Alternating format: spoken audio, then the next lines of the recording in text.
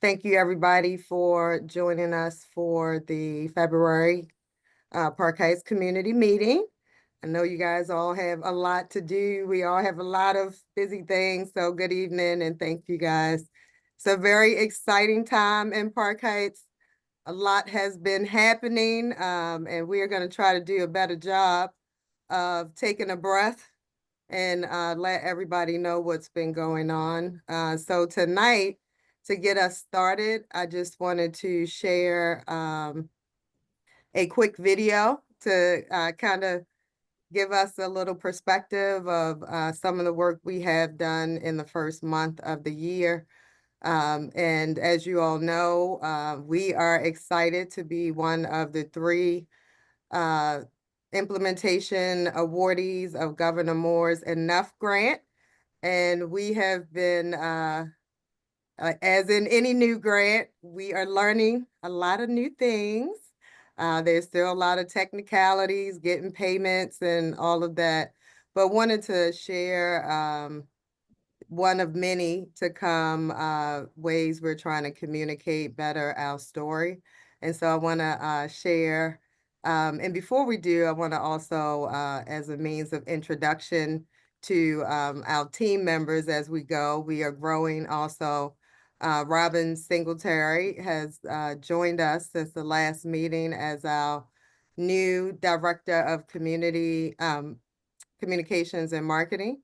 And so I wanted to give her a big shout out. And many of you have met Sheena, who has been in the background helping with media training and helping us get good news stories. So I'm excited to see what the 2 of them do and create together. And I can maybe go over a couple other things, give you a minute, if that's okay. Yeah. Okay.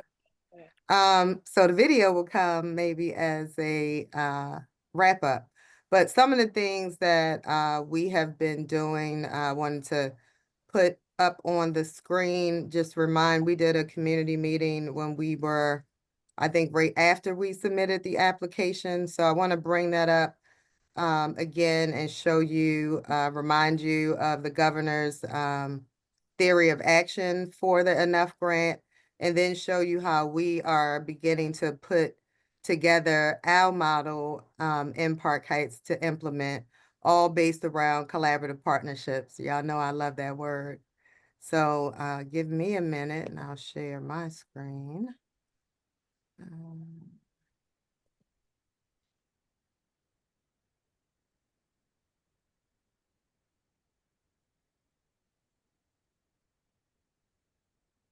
All right, so this is kind of where we were last year. We had, once we learned about the Enough Grant at the last minute, we began to really assess if our organization was ready and had done all the things that the grant had mapped out in terms of having community feedback, having activities and goals around the theories of action that the governor laid out, which was his major goal, was to really put this grant funding out there to support communities in being solution makers in their own community around community priorities that had been provided by the community. And so we did a couple of years ago now, I can't even believe it's almost 2 years, community charrettes.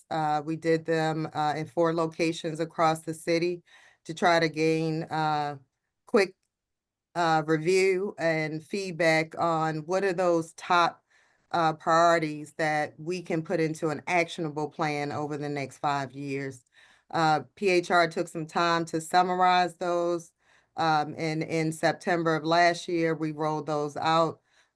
We are going to be getting more information out and putting this stuff on our website to make sure everybody's following. But in general, those were the major economic development priorities we always talk about.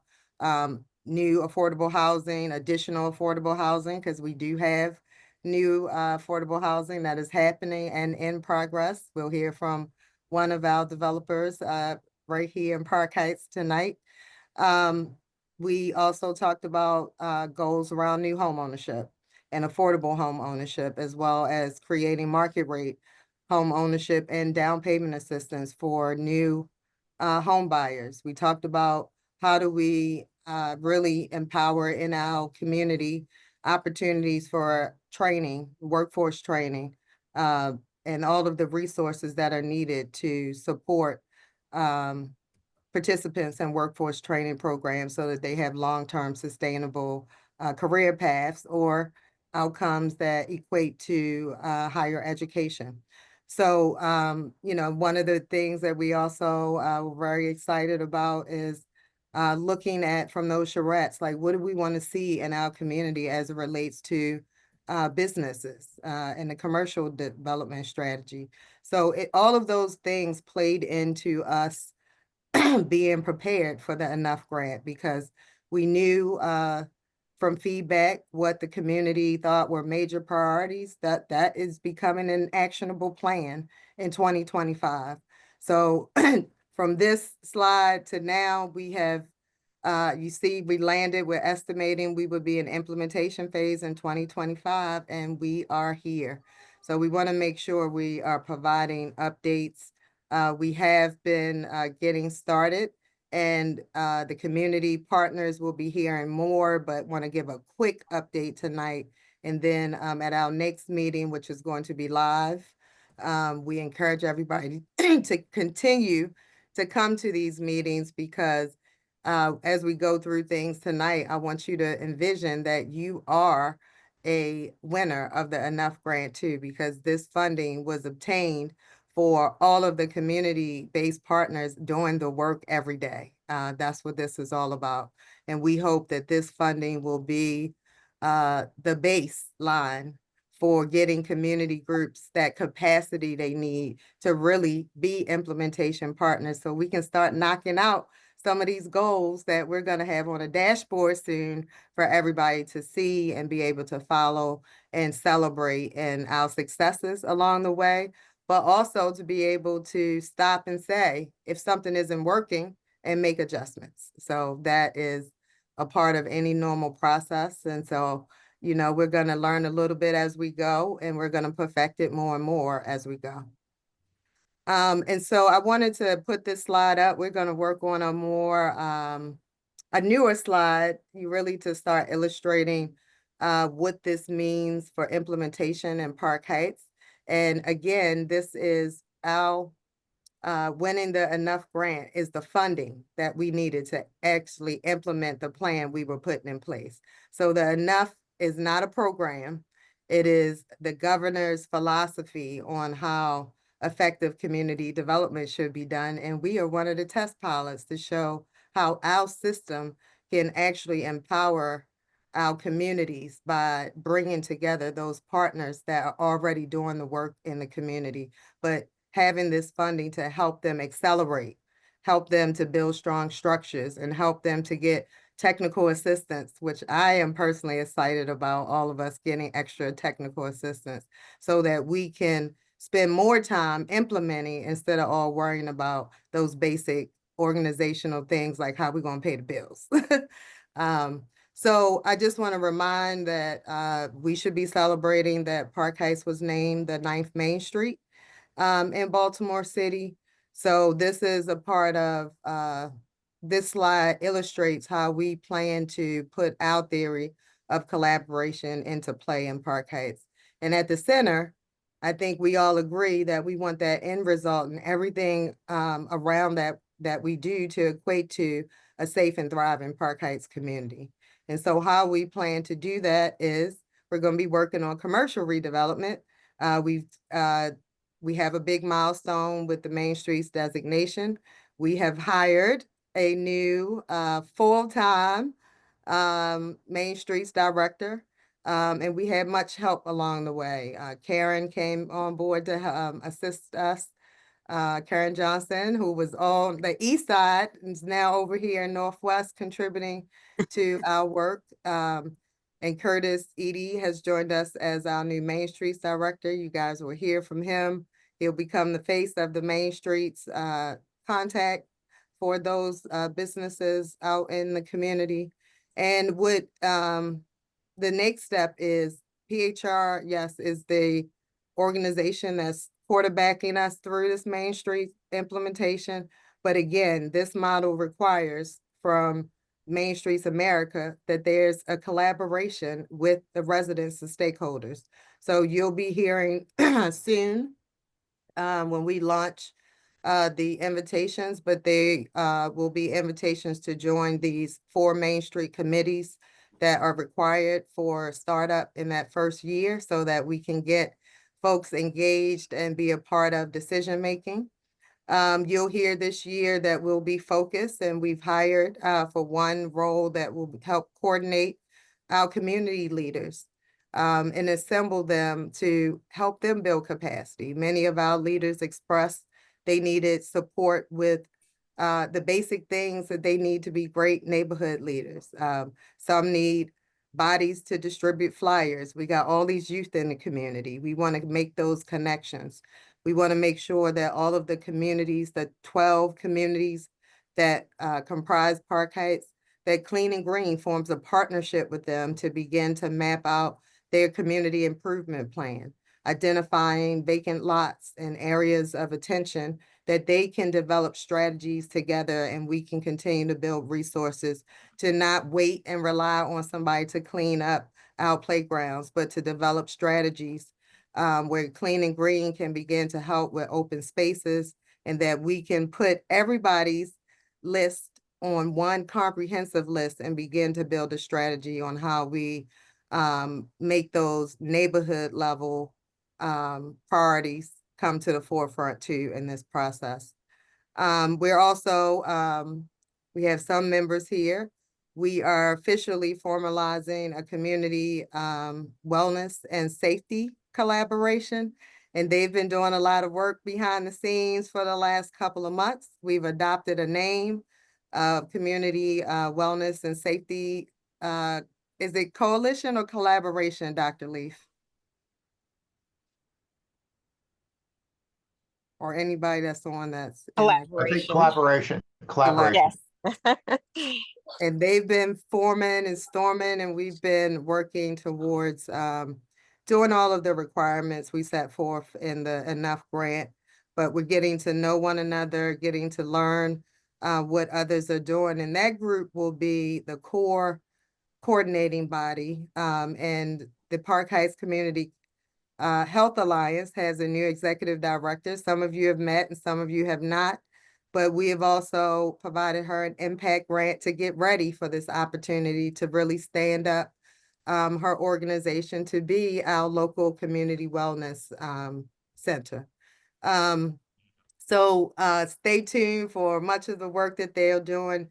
They're going to be also formalizing and inviting others to join that collaboration that are focused on those priorities around food access, making sure there's access to healthcare, bringing in our hospital partners, bringing in all these great partners that are doing food pantries and all of those related activities to create a strategy where we can work together and build capacity and report on these, our respective roles, kind of rolling up to this collective impact.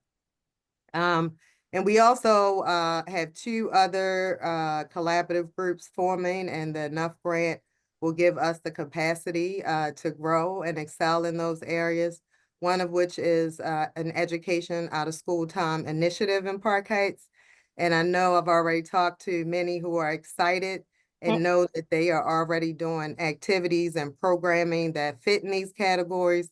We want to invite those partners to come together to lay on the table all of what they are doing so that we can see where you're starting. We can assess with you and work with you to build capacity so that we really have a powerful network right here in Park Heights of education out of school time, summer camps, after school activities.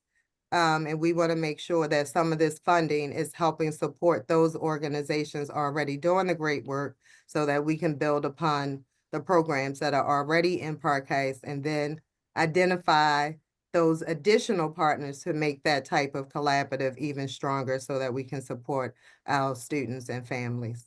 And then the last collaborative group that you will see becoming more active, you've already heard from them, in many cases, but we've brought together, starting with a few developers that have already gotten community support, and we are forming also as a collective to create a development portfolio in Park Heights that we can present, share ideas. We're bringing in resources and partnerships from folks like Enterprise Community Partners to help small developers resolve funding problems and build funding strategies and to share best practices. So those are, just quick high level of some of the plan in terms of how we in Park Heights will utilize the enough funding to really move the needle on bringing us together as an ecosystem, and where we are able to collectively show that us working in a more strategic way, us leveraging funding and braiding dollars together can have monumental impacts in our community. I think I always say we are better together. So Yolanda, stop here. this slide looks amazing. Can we find this somewhere? Yes. We are going to do a better job of making sure these past presentations we did are on our website. So if they're not there now, please stay tuned. We will make sure that this information is updated, and all of these smart people on the phone in our organization that's growing will be working on how do we get this information synthesized and put out there more broadly. Okay, it looks like Laura Mayo has a hand raised. Yes, ma'am. Hey, hi, thank you. So Yolanda, you mentioned support for small developers, and I just wanted to check to see if the persons that you're partnering with, if they have, they can provide assistance with some of the smaller developers who have issues with bonding. Because we do have a resource as well. It may be the same resource, but I would love to talk to you to make sure we're talking about the same we can resource, talk offline. because that's one of the things we're trying to do. We all have all these resources, but we don't have them in a collective place and know that we can really activate them and utilize them strategically. So we might have some, but we are looking for more. That's the type of the help we need, but we're building that portfolio of resources, particularly around areas that we know delay our developers that we want to support at the community level. So looking forward to that, Ms. Mayo. Thank you. And right. if you're ready, I believe the video is ready. Yep, I'm ready now. Perfect timing. So I'm gonna Okay, stop. Robin, you're up. I'm ready for you. Okay. Collaboration over competition. Did everyone hear? Yep. Okay, perfect.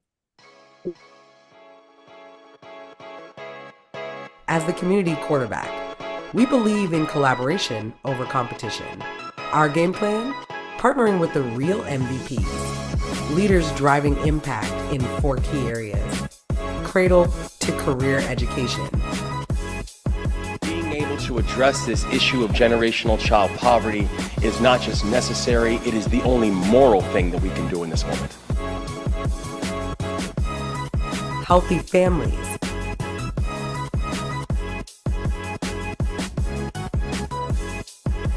Face down on your lap, and then gently roll the shoulders back and down just one time. Economically secure families. We in the community know best. We live there. The residents live there. They know what's best for their community. Safe and thriving communities. What would it look like if we actually moved in partnership with our neighborhood leaders to address the challenges that we don't need to tell them about because they're experiencing it every single day? For transforming our communities that was written by our communities and not for our communities.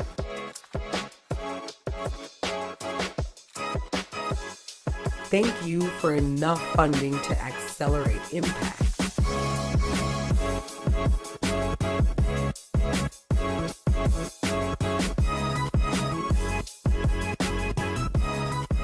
You guys feel that energy in the air? Yeah. That's, I don't know about you all, but I want one of those Zoom yoga lessons. That look And very that is right at our Park Heights Community Health Alliance. awesome, awesome, awesome. Yay! Yeah, I just wanted to, maybe it was good for the video to follow up because that is what I was trying to describe.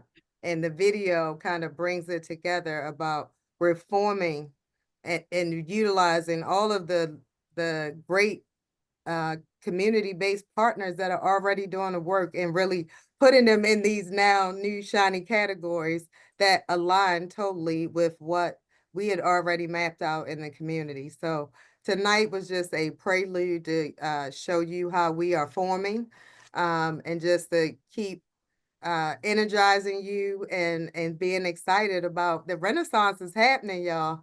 Park Heights has come a long way in the last 5 years. So hope that you guys are feeling that energy and looking forward to hearing all of the great updates. And you'll see even through this meeting, it's starting to come together. Nicole Earle, who will be giving a development update, is one of our developer network members. Dayspring will be also giving an update. You'll see when they are presenting, they fall in these categories. So I'm excited to hear the presentations and just wanted to again welcome everybody. Spread the word that the next community meeting is live. We're going to be back in person talking and continuing to share information. So look forward to seeing you guys in March. And I'm going to sit back and be an active listener from this point on. Awesome, awesome. Thank you so much. That was a great kickoff. And one of those pillars of building community goes right into the next presentation, which is Nicole Earle. Ms. Earle, I'm going to attempt to pull up your presentation and then share my screen. Nicole Earle is with Dominion Real Estate, but if you wanted to say a few words while I pull up your presentation, feel free. Okay. Well, good evening. Can you hear me okay? Yep. Okay. Good evening, everyone, and thank you for the opportunity to be here today. I had an old pastor, he used to say this is a momentous occasion. Yeah. It's been a long time coming, and I am honored and privileged to be here this afternoon. And like Maya Angelou said, I come with as one, but come stand on 10,000. So I honor my ancestors and honor my elders who are here in the room virtually. And just thank you for the opportunity to be here. As Janelle said, I am Nicole Earle, president of Dominion Real Estate and president of Dominion Community Development Corporation, a proud Park Heights resident, long-term resident, and yes. And when I get into the presentation, if you want me to share, I can do that as well. Yeah, Would you like me to share? Yes, start sharing. Okay. And we'll You might see how that turn your works. camera off, Nicole, because it may, I see you already kind of. Oh, going in now? Okay, Yeah. let's do that. Oh, if that's the case, let me share then.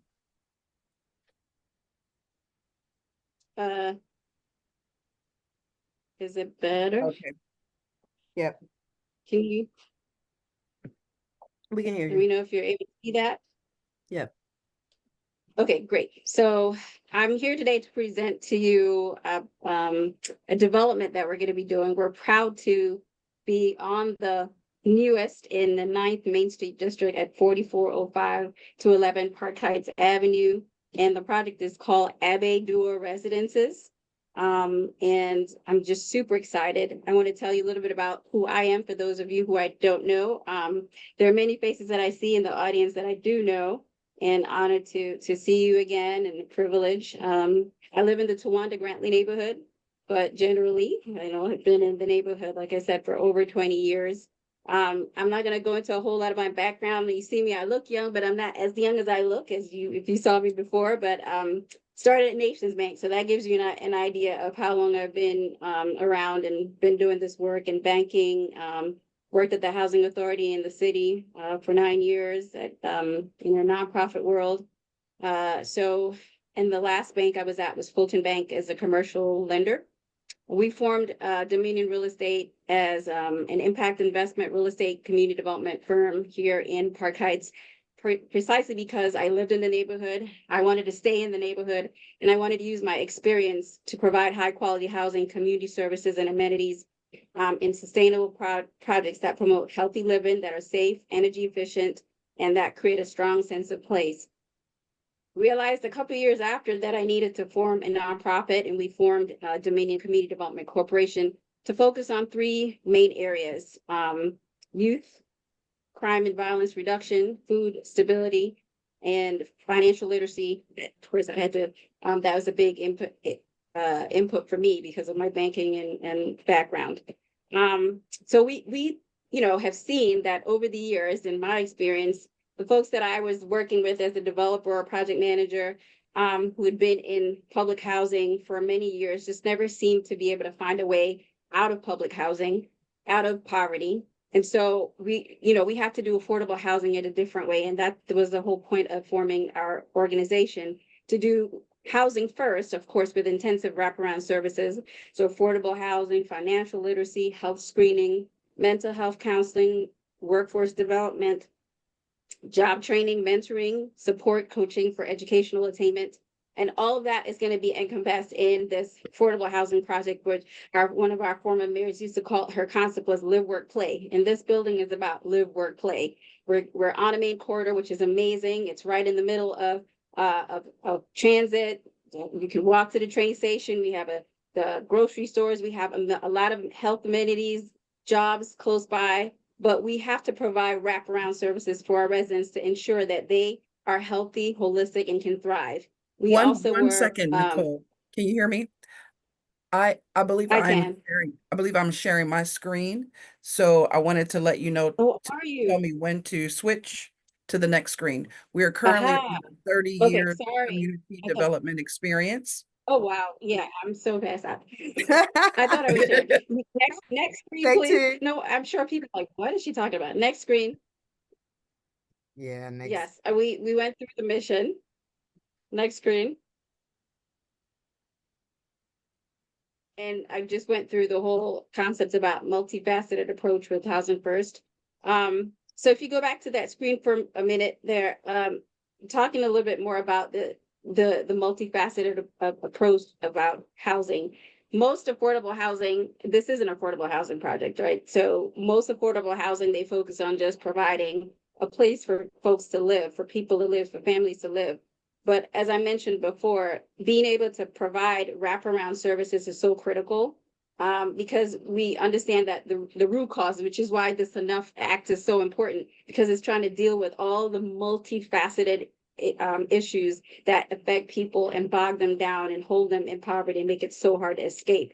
So the project Eaddy II is not only going to focus on giving people a place to live, but also to provide services that will help them to thrive. And so we are partnered with a lot of different partners to bring all these services. I won't be doing them all on my own, and partnering with Park Heights Renaissance. And it's amazing that this funding source is available to help to spur and support the things that we need to and have this wraparound service. So I'll tell you a little bit more about that on the next page. I'll tell you.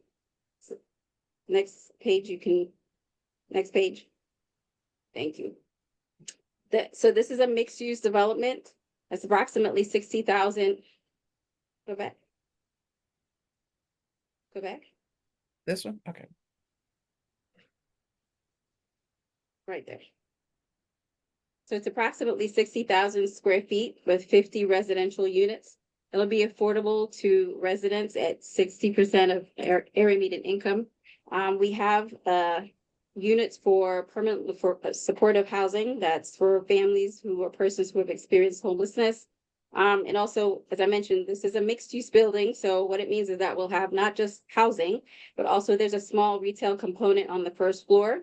The second floor is a media hub. We'll have a multimedia podcast and recording studio. We'll have a top tier boxing studio and parking spaces and bike racks for sustainable commuting. the community impact for youth. One of my main focus is really youth aging out of foster care. As I mentioned, one of the prongs of the nonprofit is to help to combat youth violence and crime. So the amenities of the podcast studio, the recording studios and the boxing studio, using these things that youth in our conversations and our research and our interviews have said that they're interested in and they'd be happy to do, and that would help them to stay off the streets, is to use what they love already to attract them and to teach them all the life skills and the workforce development and job training, using these things that they could probably convert not just from a hobby, but to a job and a way to make a living. So job creation, we'll have hundreds of jobs doing construction.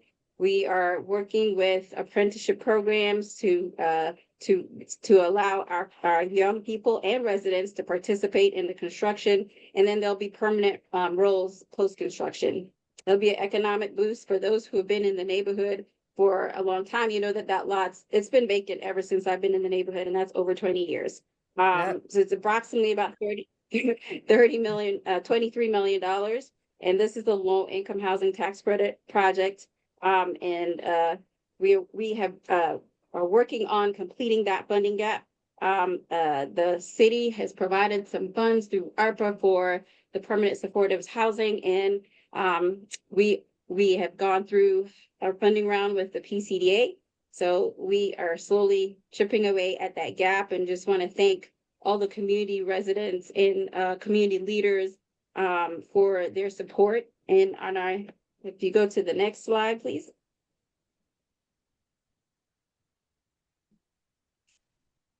That just shows a little bit more about the sustainability. So like I mentioned, it's about 60,000 square feet. It's affordable. We'll have all, of course, the units that are required for those who are differently able and very energy efficient. So we were hoping to have a green roof. That's not going to be in this round, but we'll have EV stations, we'll have solar panels to make the property very highly efficient and sustainable. And as we mentioned, the retail component on the first floor, the fitness studio, boxing studio, and the multimedia hub. Next slide, please. Can you take 1 second to explain what a green roof is? Your The question. green roof that we're not going to have. So the green roof is basically the roof. You never know. You never know. I know, right? Well, yeah, okay. Never say never. So the green roof, which I really wanted to have, is basically another sustainability feature. Two things, right? So you're collecting water. You can grow things on it. It's like having like a lawn on your roof. And you can plant things up there. You can, natural or fruits and vegetables, but having something that you can walk out to. And, you talk about the concrete jungle, but this would soften it up and also be more sustainable. As you know, in our urban communities, a lot of people suffer with asthma and all of these things because we don't have enough trees and greenery. So I'm trying to put in the elements as much as possible. Of course, we'll have trees on the ground level, but we were hoping to have the green roof as well. But you never know. Thank you. You can see one in Silburn Arboretum if somebody wants to see one soon. Yes. Okay. I'm a big fan of this. So talking a little bit more, basically reiterating some of the things, the features there, but showing some examples of where the parking is and the solar panels and the green roof that we may have. So there you are. Next Now, is next the slide, parking please. will be on the first level up below the building? Yes, the parking is on the ground level. Yes, we're not going down. So everything is surface. The parking is all surface level. Okay. Next slide, please. So for those of us who are not oriented to where the site is, we're right there on Cold Spring, across from the Park Lane Shopping Center. So we're on right at the close to the intersection of Cold Spring and Park Heights Avenue. So if you are familiar with the mattress store, and I won't even say what the other one is because I want to get rid of that. Or make it a better liquor store, because there are liquor stores, right? Or a wine store. You know what happens at wine store, right? So we're close to what? I said Say it champagne. again? Champagne. Exactly, exactly. So giving you some of the amenities that are close by, and we're, part of the Enough Act, right, is that we're gonna be able to start providing even more amenities in our community, but we're close to the grocery store, the Rite Aid. And so I will say, if anybody here is a person of faith, just pray, because I actually got a call from commercial, what would in the banking world we call a credit tenant, who is interested in the first floor. Yeah. And it would be a very beneficial use to the neighborhood. So just keep it in prayer and in your good thoughts. We sent them a mock-up of the Do the square help. footage, and we're waiting Let to us hear know. back. So yes. Actually, that's a good idea. I will let you know. No, I'll pitch. A call doesn't hurt. Yes, a call doesn't hurt. Next slide, please.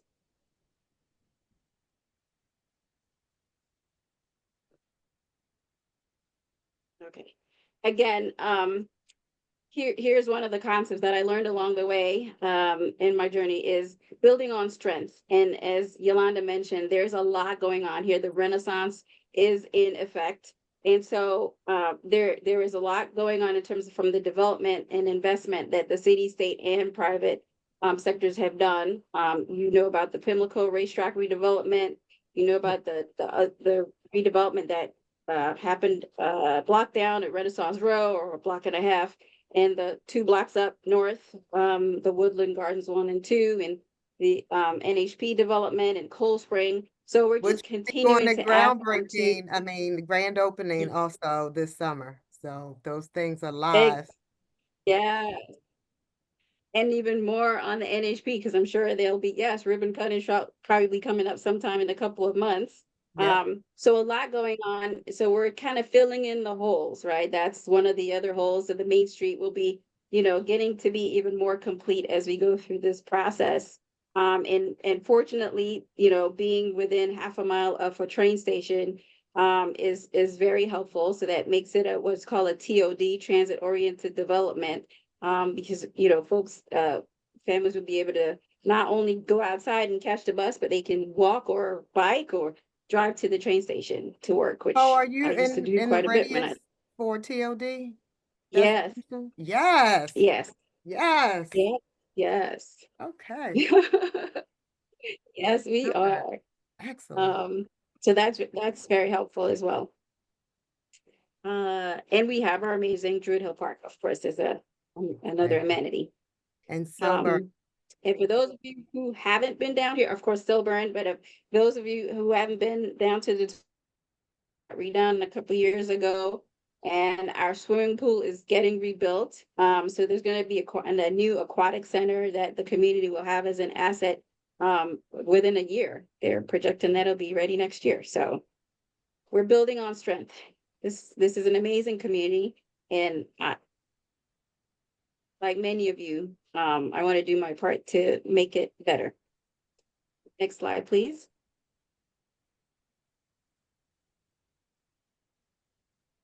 So as I mentioned at the top, the business model is mixed use buildings, live, work, play.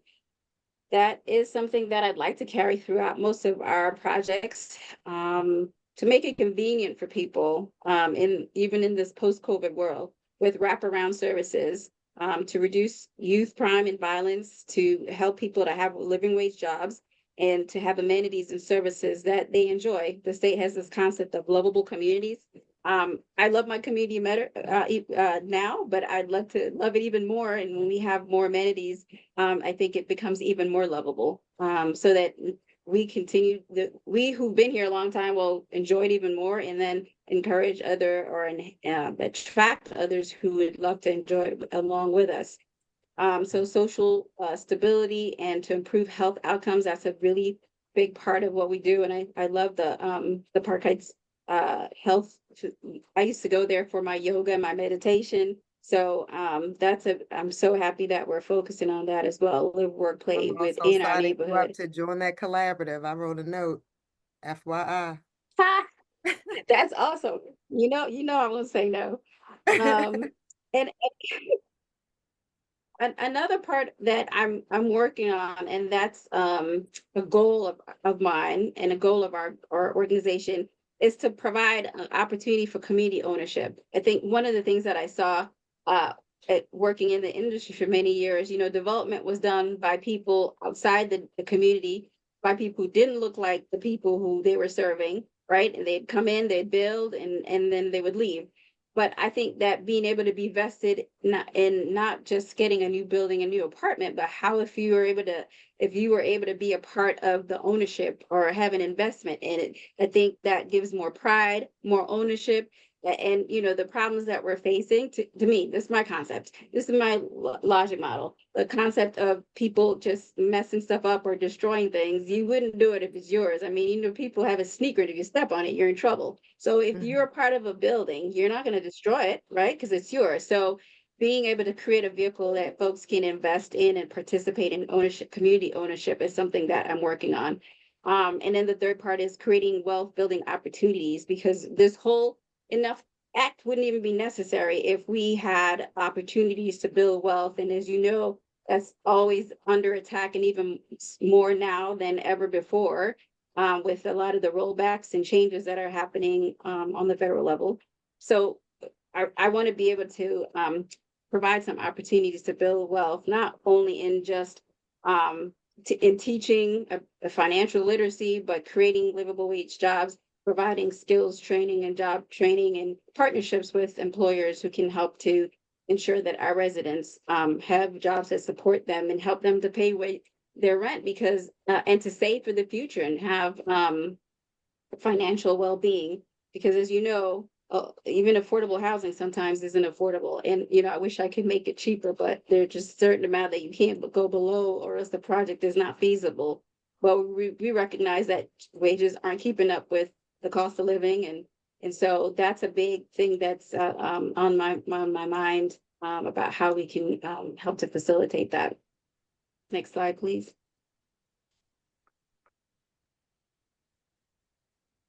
So the whole objective of this project and the whole objective of our entities is to break the cycle of poverty, essentially. We know that it's multifaceted, right? And it's a cycle.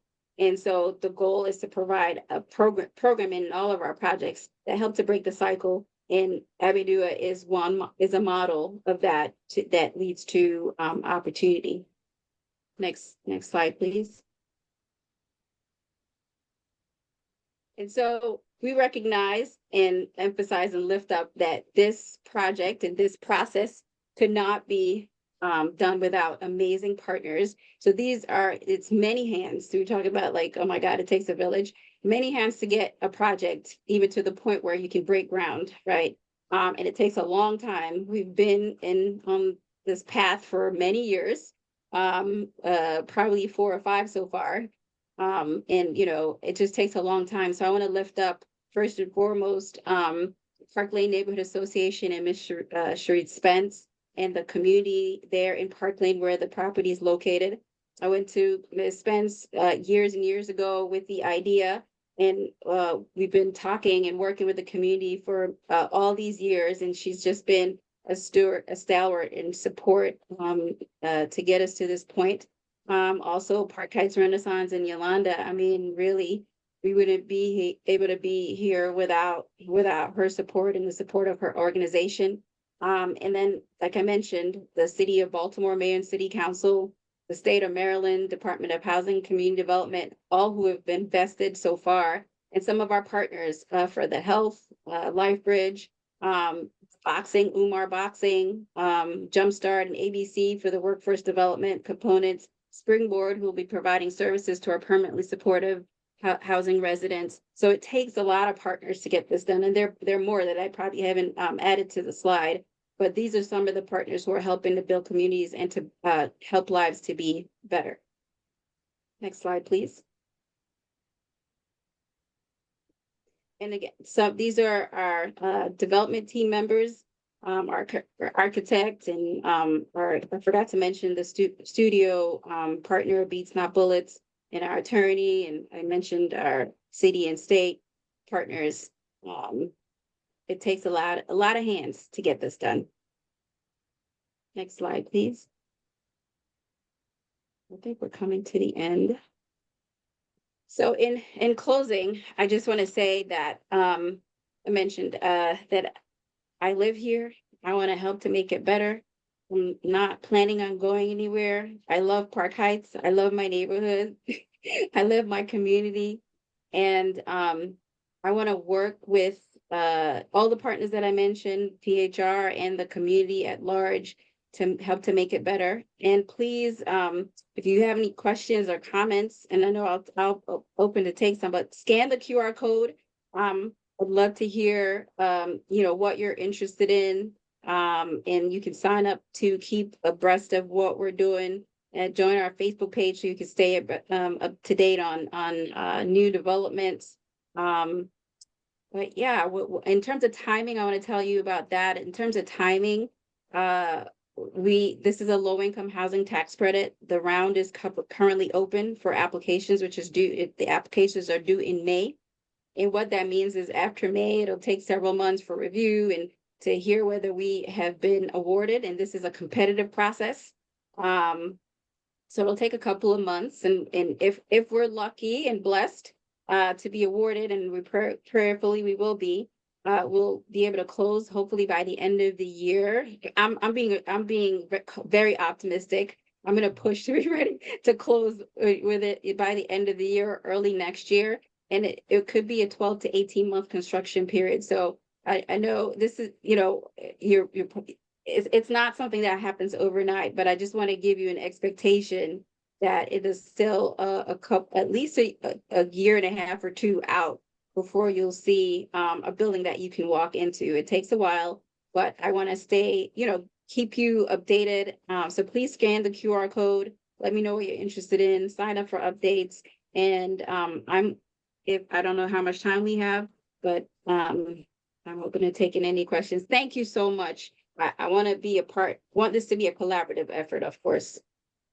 Thank you so much. And You are thank very you, welcome. everyone. I'm about to stop sharing the screen, so please take a picture. Well, not a picture, I'm sorry. Oh, I took over the code. screen. I'm sorry. Can we put her information in there and then we can put it back up? I just wanted to, for 1 second, show the alignment again, because I know this is complicated. So what I cut myself off earlier was just reminding everybody of what the governor's enough theory of action is. And his major goal out of this initiative is to end child poverty and increase economic mobility in Maryland. So this is just an example. And what I went over earlier is how we are going to play a role in this overarching goal for the state while we are actually doing the work right here in our communities. And Nicole, as you heard, fell across almost all of the pillars of, cradle to career education. She talked about youth and making sure there was training and access to healthy activities, families. Her building is about attracting families and making sure that there are opportunities in her project that not only build a building, but support them in a way that they're growing to thrive and become a part of the community. And that's what this is all about. And at the end of the theory is the strategies. Start with the word collaboration. And Nicole said that it takes many to get these projects done. And I think one of the things that has happened in the past in communities is in communities where you think development is happening quick, it's not, right? It's just that you haven't been along the way as much as you could have. And we are trying to do that by having developers come on and give you feedback. Take your feedback as they're building these projects in your community. And we also want developers to be a part of the community, that they give back some community benefit. And this is a perfect example of why we started with a small cohort of developers, because all of the developers that you'll see in this initial round of developers network all believe in those tenets. And they're all doing those things. And Nicole is one that you'll see in the community doing services and coming at events and activities. So she's not here just as a developer to drop in. She is a developer that lives here and is from Park Heights, but also believes in that theory of integrating into the community and providing community benefit for the good of all. So I just wanted to add that piece to show you guys how this is all relative to the update earlier. And this is the theory of action and strategy and implementation that we are putting forth in Park Heights. So this is just one example. This is wonderful.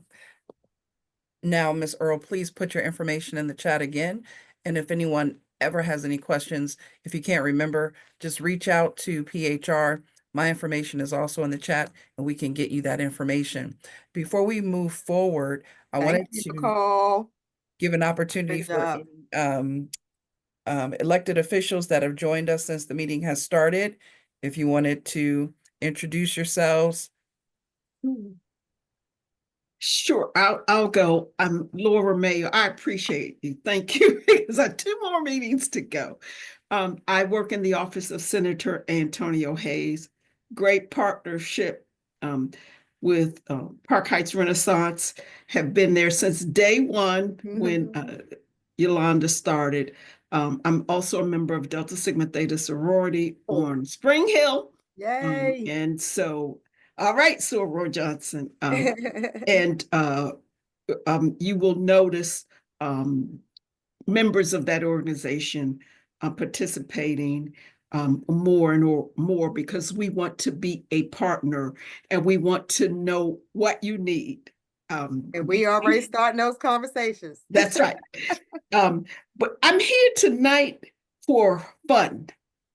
On March the 3rd in Annapolis, that is District 40 night in Annapolis. It's a night of fun, of celebration, and hearing what those you who elected have accomplished for this legislative season and where they are, because we will be about halfway through. And so we have 3 buses. We have about That was good, Robin. That was good. Left. She is on it. She is on it. Thank you. We switched the bus. Yolanda and I was trying to figure out how to get a bus to Park Heights because Senator Hayes said, oh gosh, they have a lot of people, and we'll work on that for next year. And we were going to use the Delta Center, but we can't navigate up Spring Hill, up those streets. We can't, a bus will not be able to get out. So we're going to be at Mondawmin. So there will be 2 buses. We'll leave around 4:45, get there, hear from delegates. First Lady Moore joined us last year. We're hoping that both she and the governor will join us. Creative City Charter School is going to perform. This will be their 3rd time. We just absolutely love them. We will then go to the House or the Senate, or you can come back to the bus and we will return back to Baltimore at 8:45. That is one item. The second and final item is it's scholarship season. So whether you want to become a cosmetologist, learn to fly an airplane, become a nurse, go to a university, a trade school, a private career school, all 4 of these legislators, their scholarships are open. Senator Hayes will close May the 3rd, and his scholarship differs from the delegates. Once you apply for it, you don't have to reapply. It will be automatically renewed for up to 8 full-time semesters. Wow, so even if you go part-time, it will be 16 part-time semesters. It will be that equivalent. Please apply. The money is there, and it will greatly reduce your debt. And that's all the time that I want to take, because the legislators will share with you when you come down to Annapolis. We will have great food and great fun. Meeting your neighbors and the legislators. Thank you so much. Thank you, Ms. Mayo. So that's March 3rd. Check the chat. And Nicole Earle, I strongly encourage you to check the chat for all of the congratulatory messages for your great presentation. Janelle, I think we had Jasmine join from Councilwoman Middleton's office. I Just saw real her quick note. to acknowledge her Jasmine, as well. Jasmine put a note in the chat. Are there any other elected officials that would like to say a word before we move to our next presenter? Hi, y'all. It's Bry'an, the new Director of Constituent Services and Community Engagement for Delegate Ruff. He unfortunately is not able to join us, but I am wearing two hats right now. So definitely conveying his sentiment in regards to the Park Heights community. And which night is District 41st night? And the 41st District is welcoming you to Annapolis on March 6th. That is a Thursday from 6 to 8 p.m. We will also have transportation. Thank you so much, Robin. As you can see, there's a QR code there. Once you go to that QR code, it will take you to our RSVP, which is going to have all the bus details, but also if you are driving on your own, it does have additional information for you in which you can be able to easily access the House building. We're going to be in room 170, which is the Montgomery County multi-purpose room. And kind of taking a page from District 40, we are also going to have a presentation, and it's a little near and dear for Delegate Ruff because it's actually the dance company that his daughter is a part of. So definitely come on out. We look forward to having you all there. And by that time, we will also have the third delegate confirmed and appointed. So definitely stay tuned for more updated flyers and or information coming from our office. Thank you. Thank you. So we might as well stay in Annapolis that week, is what you're saying. I agree. All righty. Did I miss anybody? If not, we're going to move forward with our next presenter. Her name. I'm sorry. Janelle, Yes. Janelle, can I, of course, you know, when you're presenting, no matter how confident you seem, you're nervous. So I've, of course, neglected to give honor and to say a big thank you to my senator and my councilwoman, Sharon. They've been on board since day one. And my senator, you know, he's like the best senator ever, right? Everybody knows that. But he's been a big supporter of the work and also our council VP. So I just wanted to say thank you. Smart move. Nice. Our next presenter is Miss Karan Johnson. She is the Executive Director of Dayspring, and I like to add Education Resources. Karan, if you'd like to say a few words while I pull up your presentation. Sure. Hello, everyone. I want to make sure we're all alive and engaged. So if you could drop either an emoji or an adjective of how you're feeling at the moment. An emoji or an adjective to describe how you're feeling at the moment. Just to get a temperature gauge. Just to get a temperature gauge to see that we all. Want it on the screen or in the chat? In the chat. In the chat. Okay. Okay, we have inspired.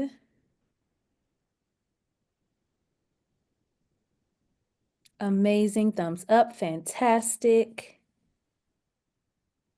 Blessed, excited, excited. Okay, that's 4 or 5 people. I said energized. Energized, nervous, happy, blessed. Great. Hands raised, informed. Love. Okay, so I'll wait for Miss Janelle to pull up. And like she said, my name is Karan Johnson. I am the Executive Director at Dayspring. And today I want to give you some information about our nonprofit organization and then also let you know about our out-of-school time programs that we have going on. And then how you can volunteer as well for our programs. So as she pulls up, we wait for her to pull up. I'm still looking and seeing some of these great adjectives that we're describing today. And it seems like we have an engaged audience today. So I'm excited for that. All right, Miss Chanel, are we good? You did great with buying time. There we go. I was like, what is that? That's that former teacher life. That's what that is. All right. By time. Okay. So If we can go back 2 slides, actually 1 slide. That would be great. Yes. there you So, and already I'm going to be dropping some things in the chat so I can be pre-prepared. So as I'm talking and you want to register anyone for any of our programs, it's already there for you. So again, my name is Karan Johnson, Executive Director at Dayspring. My email address is here, phone, and it's also in the chat. If we can go to the next slide. Okay, so Dayspring has been around for 43 years. We are not new to this. We are true to this, okay? It's a nonprofit organization providing educational programs and services and resources that support high academic achievement and positive developmental outcomes for the Baltimore children and youth. Our center is located at 5351 Park Heights Avenue, right up the street from Pimlico Racecourse. Our center is called Visions for Education Resource Center. It is a green 2-story house and we service children there. Moving on to the next slide. If you've seen this building before, you can just, drop in the chat, I've seen it, or say something just to keep us engaged. So our vision and mission. Our vision is that all children in our community will have adequate opportunity to engage in rich, rigorous, and culturally responsive learning experiences that are guided by knowledgeable and caring adults. Our mission is to support and promote children's total development. So that's their intellectual, their social, their emotional, spiritual, and physical, so that they can become productive members of society. That is our mission and our vision. And I also would like to say that all the pictures that you see today are from children that have been in our programs. Next slide. So we have objectives. We would like for our participants to experience positive changes, attitudes, and behaviors that are related to academic success. We also want our participants to improve their reading, their writing, their speaking, and mathematical and critical thinking skills. And we want our participants to increase their knowledge of high-level subject matter. Next slide, please. Our goals are to improve education and school outcomes, one of them being high school completion and college enrollment for our children, and to develop programs that serves and models for education for children who have not traditionally had access to high quality educational settings. So our next slide talks about our story. Our story, again, we were founded in 1982, and the problem that we're trying to solve is educational equity. And how we're going to do that is through our out-of-school time learning. And again, to improve school outcomes is our goal. The immediate attention is for us to improve academic achievement. Mid-range, we want to increase graduation rates and college enrollment. And then we also want to reduce poverty. So these are our goals, and this is our story. Next slide.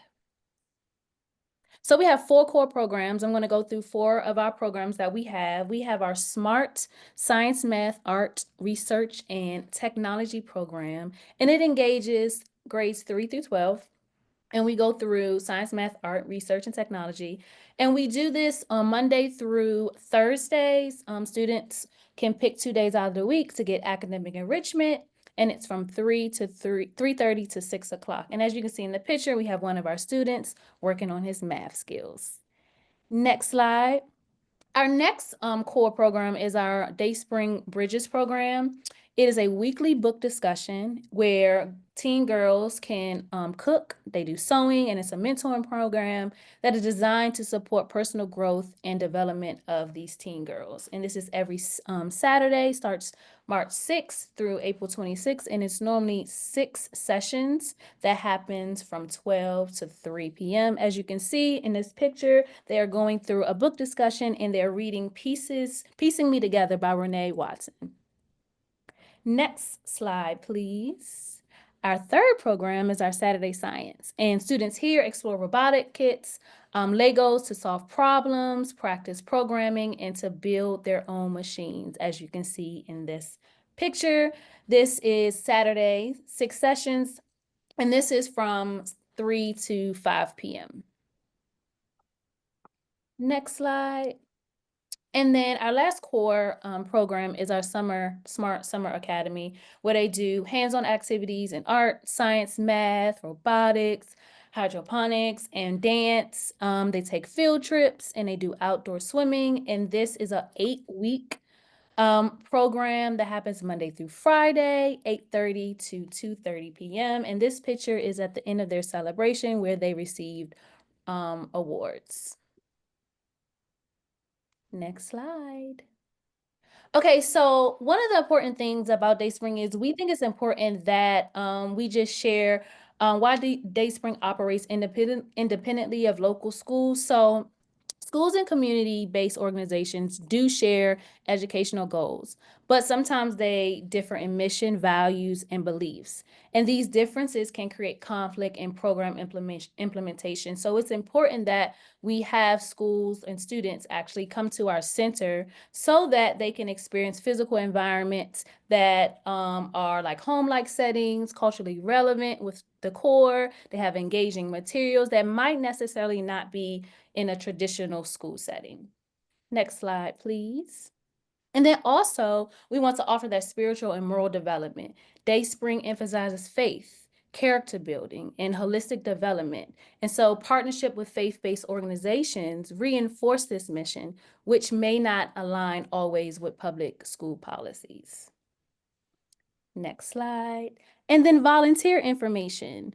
The Promise of a Brighter Future for Baltimore's Children and Families is a nonprofit organization that provides rigorous age appropriate lessons that are after school, summer, and weekends that include science, technology, art, mentoring for the grades 3 through 12.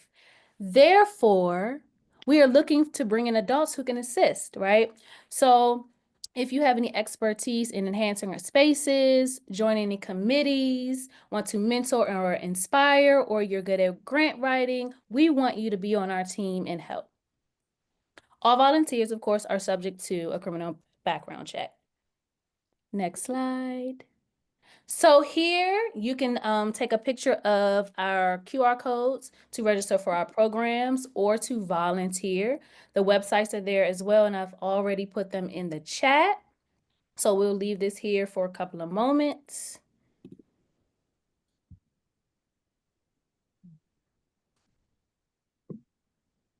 All right, next slide. And then follow us on social media as well. I'll drop that in the chat. For our Instagram and our Facebook, follow us. We want to engage with you. We want you all to see what we're doing with our students. We want to partner with you. So we'd love for you to follow us. And then our last slide, I believe, gives. What you want, napkin? No, I don't want a napkin. Thank you, though. Okay. Okay. So our contacts, Dr. Linda Gorham is our president, me, Karan Johnson, executive director, and our current program director is Maya Parker, and these are our contact information and our website. And I've put my information in the chat as well. I will also drop in our flyers. We would love for you to share this information with others. So we can engage more students, we can engage more partners, we can engage more volunteers. Are there any questions? First of all, I just want to say thank you to Dayspring for all of the great work that you guys have done for so many years. I'm loving that more people are learning about those great opportunities, and we already have you on a list to be a partner in education out of school time. So stay tuned. You are already doing it, but this again is another example of the ecosystem we're trying to build right here within our community. So kudos, great job, and looking forward to seeing more. Yes. And attending more activities. I did want to share one more thing. So we are we have a project going on right now with we're building a portable classroom. Nice. So we'll be able to serve more students. So I do want to mention that. And so our enrollment is actually increasing. So we're excited about that. So please share our flyers, please share the information, email me. we would love to have you come and volunteer. We want knowledgeable experts, caring individuals who are in the Park Heights community. We want to have you all work with our children as well. Ron, I have a question. I have an answer. How much do these programs cost? These programs are free. Yes. Yes. Amazing. I knew that. I just wanted to make it dramatic. Yes, they are free, but of course, you know, we always looking for volunteers to help us with grant writing. We love that as well, because that's how we get our funds, so that we can offer these services to these children in our community. So great question. That's wonderful. I'm looking for more hands before we go to our next special guest. And this is Dr. Gorham. I just want to shout out our delegate. We love him, Malcolm Ruff, who was a student at I was waiting for you to say that. So shout out to our 41st delegate, Malcolm Ruff, who was a student there, and I was actually his teacher back in the day. So it's wonderful when our alumni are on the stage, and that's Dayspring out there, you know. So a shout out to him. Congratulations. That is truly full circle. Mm-hmm. Wonderful, wonderful. Any other questions or comments? All right, well, be sure to take a look at the chat. We are up to 63 messages in the chat, so you may need a moment and a cup of coffee or some tea. But Janelle, just a quick just acknowledgement to Dayspring. Who is this? This is Jimmy Robinson. Just congratulations. I just saw you had you know, grant writing there too. We have a grant team at PHR. We're always willing to help and assist whenever needed. So just want to throw that quick plug in there and continue your great work. Congrats on everything you're doing so far. We definitely appreciate the partnership with Park Heights. They've helped us with Park Heights Renaissance, with duplicating flyers, and with your Patricia Evans, the grant writer there. She's been a major asset with us to help us with our PCDA grant as well. And we just really appreciate the support. It has been, you know, just to watch Park Heights come full circle. We raised our children in Park Heights for 30 years, and before the master plan, when there was empowerment zones and enterprise zones, and finally the master plan, and now here we are. This is really, we're this is a new birth for us. To watch it is just an awesome thing. So we're grateful. Thank you so much. And you're not just watching, you're an active participant. Yes, absolutely. And kudos to our executive director, Karan Johnson. Yes. It's excellent. So you will love what she's doing with your kids. Before we go to the special attendee, I see Betsy Simon with a hand raised. Yeah, this is very exciting. Nicole, my Lord, what about George? But tonight, this after school program that you are providing, if you need any data for your grant writing, in 1995, for 5 years, we did an after school program in the basement of the library, and it was recognized in Harvard's review. So, I would love to see that too, Miss Betsy. Can you share that with us too? Yes. And then after that, we got federal funding for 15 more years around the city to duplicate or replicate what we did in Park Heights at Northwest. In the basement of the library, where we put everything on a chair because the mice shared the library with us. Wow. The new library will not have mice. Oh, the old library, the old one. That was 1995, y'all. Wow. Thank you. And Miss Simon, you're going to get that to Yolanda? Yes, I will. All of us. Yes, I will. Perfect. Yeah. Okay, well, in line with education and schooling and wonderful teachers and administrators, we have on the call tonight Principal Tracy Mathena of the Creative City Public Charter School, and I would like to give her an opportunity to share a message with each of us here tonight. And you also heard from Nicole Earle that Creative City will be, no, I'm sorry, that was Laura Mayo, who said Creative City will be a part of the celebration for District 40 night. Okay, Principal Mathena, the floor is yours. I hope everybody can hear me because I'm at home. I'm so excited being home at 7 o'clock at night instead of being at the school. So, but I am with you in Park Heights in spirit, my friends.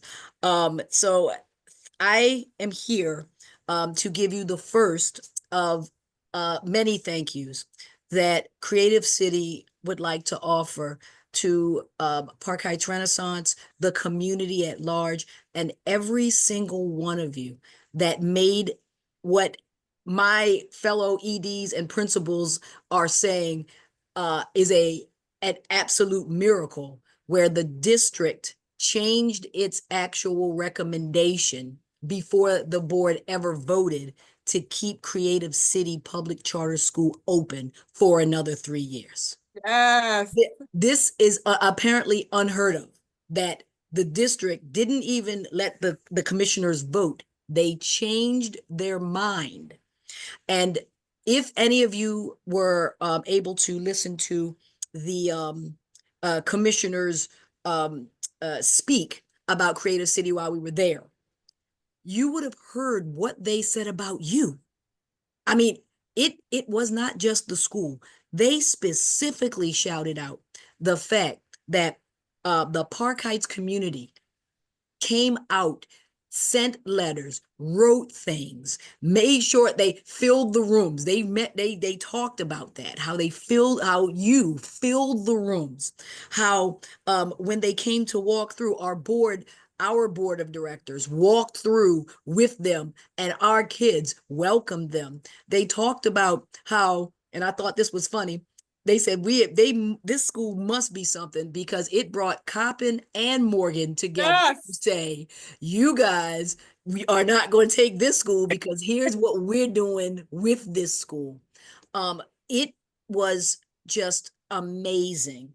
And we could not have had our voice amplified to show them what we do if it wasn't for you. Now, I say the first of a couple of thank yous because we are working on a thank you that we want to present to you when you are at our school for your meeting next month, that we're hoping it'll be all finished because we would love for it to be displayed in the offices of PHR once it's done. Aww. And I don't know, when I was when we talked about this way back and about what y'all could do to support us, I was crying then because I did not expect to see all of these faces. I am, again, not particularly shocked, but I am humbled and I'm so thankful to see all of these faces because of what you guys did for us. We are the little school that can, but the reason why we can is because we have y'all. Okay, we can because you help us do it. And we are going to be connecting with Dayspring. We're going to be continuing our work. Miss Betsy, Mr. Soto said we got to get the kids back up there and working with our seniors. We got to make sure we do these things. And so it is so important that we don't just say when we're in trouble, we need y'all. We need to make sure y'all know that we need you all the time, and we're also ready to stand with you in anything that needs to be done for Park Heights. We are here to stay as far as we're concerned, and we're going to show them what we've got in these next 3 years. Some of you guys may have seen that they have conditions that are on our renewal. To this moment, I don't know what those are. They have not sent it to us. So they said their conditions, and we know that it has to do with making sure our scores go up, but we've already been working on that. Making sure that, we stay fiscally responsible, but we are fiscally responsible. There are no issues with our finances. We have been keeping up with everything that we needed to do. And we have a community behind us that other schools did not. There are other schools that had to change. We did not. There's one school that now has to stop being a charter and now has to become a traditional school, which means they lost their autonomy. And I feel bad with them. I stand in solidarity with them, because that's the kind of thing that, you know, makes charter schools strong, is being able to have connections like we have with you guys and move forward our whole neighborhood. But they unfortunately don't have that. We have that because we had you. And like I said, I cannot thank you enough. Creative City cannot thank you enough. And I look forward to us being able to present to you guys what we want to make sure you know, and you will not forget that we are always going to be part of whatever are the greatest things that you guys do, because you have been there for us. So I just wanted to take some time to make sure that I said that.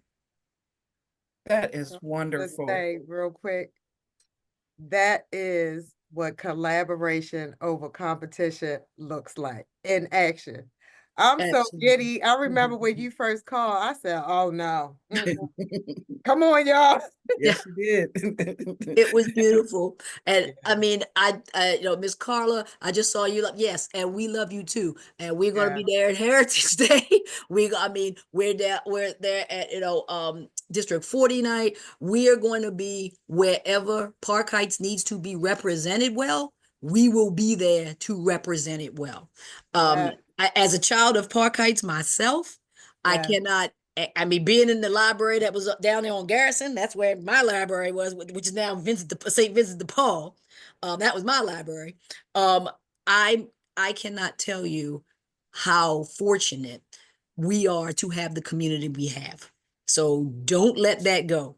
Just please, y'all, we got to stay together, and we got to keep on keeping on, because this is the unity that I remember back in the 70s when I was growing up.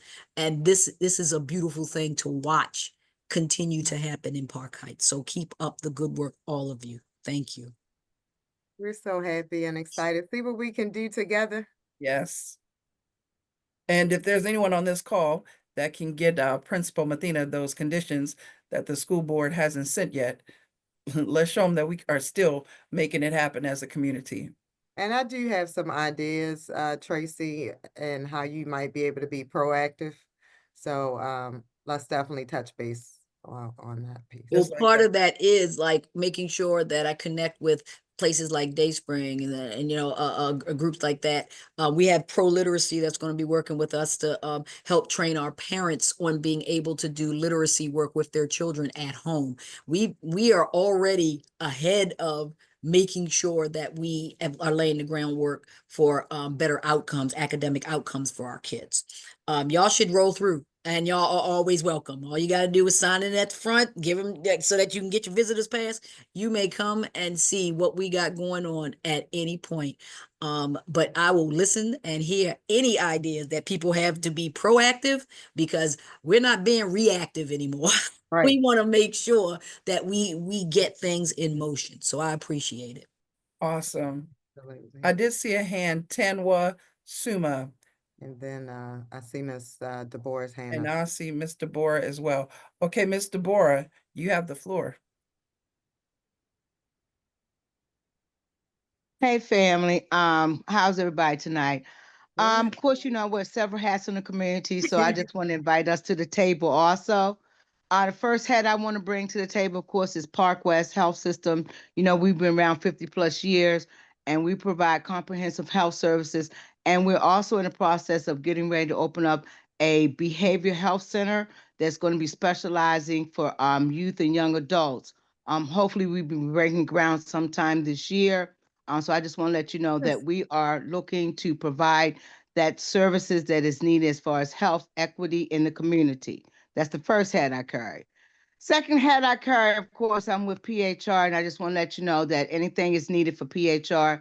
You know, I'm here to rally the troops and do whatever necessary. The third hat where I'm flipping around is my own thing. I am a certified mental health first aid trainer.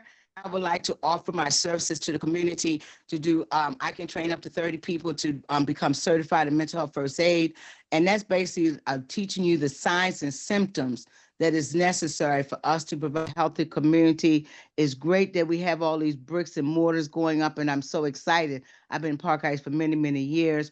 but we also have to make sure that our community is healthy, and that Yeah. includes the leaders. So the leaders got to put the oxygen mask on themselves so they can also put the oxygen mask on others.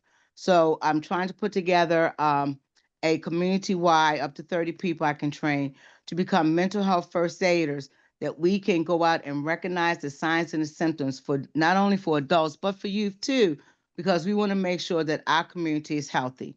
So that is my offer to the community. So there's numerous ways to get in touch, and most people know how to reach me. So that's what I want to bring to the table. Park West Health Systems, Park PHR, and of course my own personal self. All righty. Make sure you put your contact information into the chat. And I shall. Thank you. And this is actually any more questions or comments for Principal Mathena before we segue into the next portion? All righty. Well, Mr. Bohr, that was a perfect intro, because our next speaker is a registered nurse. I'm sorry, an ER nurse, maybe also a registered nurse. And her name is Sierra McMillan. She is going to give us some very, very important health information. Nice. Listen closely. Miss Sierra, the floor is yours. I'm the one who said nervous. I don't do this often. You got it. You got it. You're amongst family. That's right. Yeah, so Lady Robin asked me to do this because I do this for my church a lot. Of course, they're family, so it's a little easier coming out. But I'm gonna work on it. I'm gonna get it. It'll be all right. All right, so I am actually an ICU nurse. Oh wow. For 10 years now. Newly hospice nurse, so I'm now on the other end of the spectrum, just helping people gracefully have death and dying in a dignified way. I also am a student nurse now at Walden University. I'm pursuing my doctorate degree for family nurse practitioner. Yeah. Now I'm kind of considering public health as another certification because I do really enjoy that part, and I think that's part of the passion as well. So and also I'm a graduate of Coppin State University. Yeah. So this has been always our training, so it is easy for me to talk to my community and be able to just educate. When I speak on health, I think that's the most comfortable I am in a large crowd. I can speak comfortably. So if you hear me talking like I'm talking to one of my patients, that's normal. So the first thing that I did, I didn't know anything about Park Heights Renaissance. So of course, went on your website and researched you, and I saw the recurring theme about responsibility and also, responsibility as well as accountability. And with your population of residents, it's important that we educate them on some of the basic health education that we assume that a lot of people have that they don't. So if you don't get anything from this presentation, I think the only thing I really want everyone to really understand is that the reason that we develop most diseases and disorders is because of inherited behaviors and not our genetics. A lot of people in these communities kind of already believe that they're going to have diabetes, they're going to have hypertension because mom had hypertension. I'm gonna have diabetes because all my aunts had it. I might get cancer because my father had it, whatever the case may be. But really, we need to change that mindset, because with cancer, according to the Cancer Research Institute, 5 to 10% of cancer is actually inherited. Most of the time it's based off of lifestyle, it's based off of your environment, it's just based off of exposure. So I feel like if we can get the community to understand that they have more control over these diseases that in the end are the ones that kill us, then they're better off to make a change in their lifestyle. I'm gonna see if I can share. Let's see, I can share my screen. So I'm gonna try to share my. So can you see that? Yes. Yes, and that is very specific. It left real quick. Now You it's had it gone. up. We lost it. I think we lost her.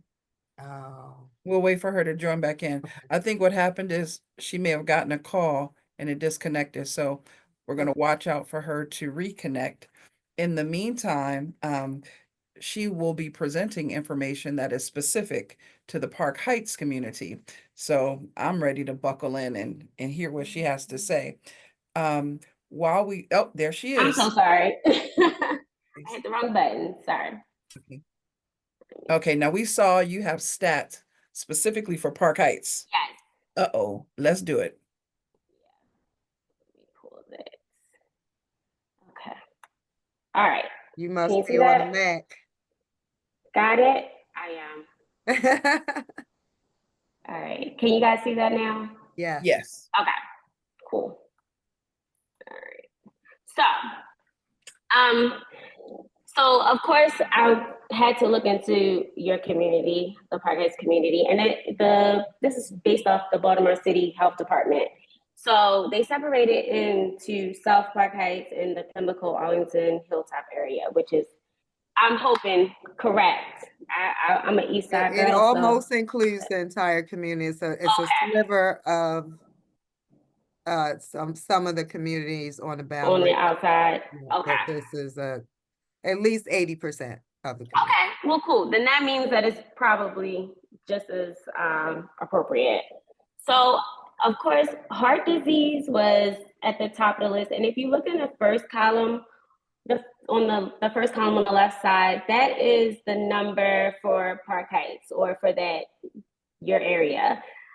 Compared to the third column, which is Baltimore City. So I kind of looked at the ones where Park Heights was higher than Baltimore City itself, or where it was just a significantly high number. And of course, heart disease and cancer were the top two.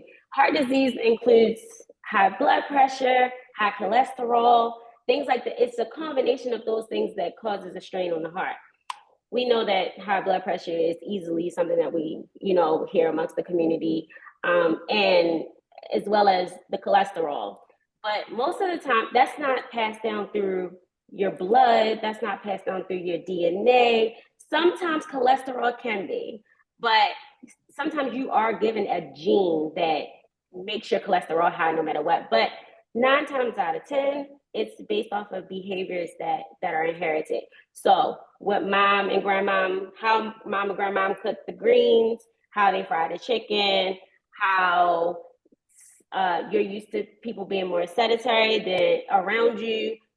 There's no hiking, things like that, in that community you don't see. So your diet, they say diet and exercise. And when you go to your primary care doctor and they ask you, tell us about all of your family history, they're not necessarily using that to say, okay, because of your blood passed down. It's because you're more likely to reflect the same behaviors that you had when you were younger.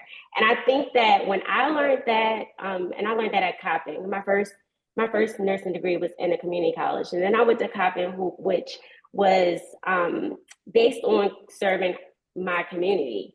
And not to see the statistic as saying high blood pressure instance, blah, blah, blah. And then it says higher in African Americans. And that used to be the only line you saw. But when I went to Coppin, they explained to me exactly why it's higher in African Americans. And it's more so because of the social, economic, political aspects of things, as well as what we pass down traditionally, what we pass down behaviorally. So, like I said, cancer, high on the list, but 5 to 10% of it is hereditary. a lot of it is we're doing the same things that our family did. So even as we bring in these resources into this community, we also have to change the mindset so that people know that if I do better, I'll see better. And it kind of pushes, generation to generation. Over time, we'll see definitely the difference in how these diseases and disorders affect us. Diabetes is at the bottom of the list. I'm sorry, I got a little scratched off. But I like to point that out because I remember having a patient who literally was on that teeter-totter, diabetic technically through the numbers, but if they had made the necessary changes, they would have been able to prevent themselves from getting it. But he said to me, my dad had it and my mom had it, so I'm going to get it. I'm going to have to use insulin like they did. And so he just made that decision right then and there. I'm going to continue to do and eat how I do because I'm going to end up getting it anyway. So I feel I hear that a lot with diabetes. A lot of our community doesn't understand that diabetes is preventable. Diabetes, actually, you can be diabetic and then be treated until you get your diet and exercise and everything together, lose the weight. All those comorbidities that give you diabetes, you can change those things. So I think it's very important to educate the community so that they understand that these diseases and these disorders are not necessarily already written for them, and that they have a choice. They have say so. They can help prevent. They can make it better. They can make it easier because we can put the foods in their faces. We can give them the classes. We can even put all the gyms there. But if people don't feel like it's going to make a difference, they're going to choose the easier route. Question, Sierra. Yes. Will I have to give up my favorite foods? So actually, I wouldn't say you would have to give up your favorite foods. I think a lot of the issues is substitution. So I'm going to give this to whoever. I hope you can see that. So this is on the American Heart Association. And it's more so about substituting the things that we're used to using. For instance, butter and margarine. What you shouldn't be anything white. But if you can substitute, instead of putting white sugar into things, you could be using honey instead. Still gives the same taste. Actually, I think honey works very well. But a lot of people, because that's what they saw their parents put in, or that's how they were taught to cook things, that's how they cook them. It takes time, and I feel like this is a good resource on the American Heart Association. It even tells you how to wean your intake of salt, because we're so used to tasting the salt. Eventually, as you wean, a lot of salt tastes horrible, and you adjust. But that's not what we're used to. So a lot of us have palates that can tolerate a lot more salt than we should. But I feel like this resource is really helpful. It just helps with substitution. Substitution is the biggest thing. Not using real butter instead of country crock or hydrogenated oil. Yes, exactly. So or wanting things to be spicy, cutting up the peppers instead of using that salt, that seasoning that has a lot of salt in it, because all that does is increase your hypertension, which increases your chance of having heart disease and subsequently dying from it, which we see is apparently very common in this neighborhood. Okay. Well, you don't have to say it like that. We're getting better. We're going to get better. Look, good news of all of this. We get access to information. So we can get better. Look, my mom had hypertension at 30, and she still has it to this day. I made it my thing, I'm not going to get hypertension at 30. So at 28, I started making those changes. I'm 37 7 now, still don't have hypertension. Yes. So it's like I didn't claim it. I made the changes, and then that was it. And I think that if you're not educated enough to know that you have that choice, you're going to fall into the statistic. So basically, we need to get engaged. I put some ideas in the community as you were talking. I was throwing out all the places right here in Park Heights that people can get connected, access to healthcare. The board just talked about Park West. We have Sinai here, Job Medical, right in Park Heights. We have Farmer Chippy and the Urban Farm, and we have others with smaller community gardens, and all of these things we have here. Is about activating how we utilize those things and grow capacity and come up with fun activities that we won't even, it won't even feel like we're exercising, right? When we do community walks together and joining those activities, that's a part of your exercise naturally. So I wanted to back you up and tell you, you did a great job while you were talking about, you were nervous. Well, Yolanda, can you tell Sierra she needs to, you know, keep her public speaking voice ready? Because I feel like there will be more opportunities for you to educate the community coming up. Thank you. I got a couple quick questions for you. Sure. One, how, and I work with a population that is, you know, food insecurity is an issue. They live on stamps, you know, it's once a month. So how do, and that's what our population, even in our community. So how do you change that mindset of not going to Grubhub and ordering, and you know, which is cost, not to eating the oodles and noodles. Again, we, like you say, we inhabit our eating habits from our parents, but we also habits of our environment. We are food desert, always been a food desert. You know, we don't have cooking skills. They don't teach those basic cooking skills. So you're talking about a generation that don't know how to eat healthy. You know, no, that's true. They really don't. So you have to really start with the basics. So that's what I'm recommending. How do we bring that to the table? That's what it is. That we have to having change those the visuals mindset. too. Having those visuals there. I think a lot of people just don't know. I don't think that. So when a doctor diagnoses you with something and they say, okay, you have high blood pressure, it's easier to tell this population to take the pill than it is to try to explain to them the diet changes that they need.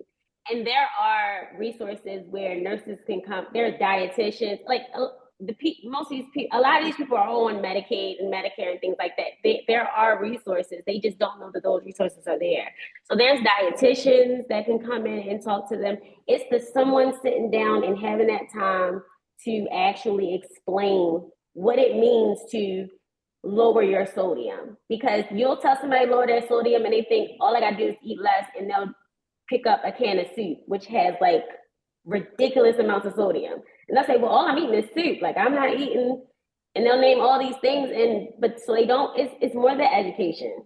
I find that that's usually where everyone hits the wall. So I think having someone who understands Medicaid and Medicare, and even nurses there's nurses that volunteer. I've done stuff like that where, you know, just those regular reminders of easy substitution that food stamps are going to take. It's not going to cost more. People think that it costs more to be healthy. It doesn't necessarily. You don't have to be a health freak. You just have to make those little adjustments and those substitutions. I'm not sure about how exactly your health desert is, because I didn't have enough time, because I was very interested in what that looks like for you guys. But that's also something that I feel like as this group of people should be definitely making sure that you're pushing some of these grocery stores that's like Aldi's and things like that, that actually have affordable foods, healthier choices, and it's not going to be like a Paris teeter that pulls up randomly once you know your community is looking like you want it to look. That happens too often. Those grocery stores come in after the neighborhood is where it needs to be. Then those grocery stores come in, and it's like, well, where was the grocery store all that time? There's too many corner stores. Where is those type, all these I feel like is great for these type of communities. And I think I'm excited to say that we are on the way, right? We have the fortunate thing about sitting here listening. I'm a big wellness girl myself. I grow everything I can. And so this really inspires me. It's also our sentiment through our programs. Our Clean and Green program just planted a garden last summer. We have, again, in this community, you'll get to know us, Sierra, because we're not going to let you leave. We have our own urban farm here. And there are many community-based groups that are setting up programs and services. What this group we're talking about, this collaborative, we will also invite you. But that is where we are going with this, just to bring this back to focus for everybody. This is like exactly what needs to happen. Access to information, number one. Thank you, Sierra.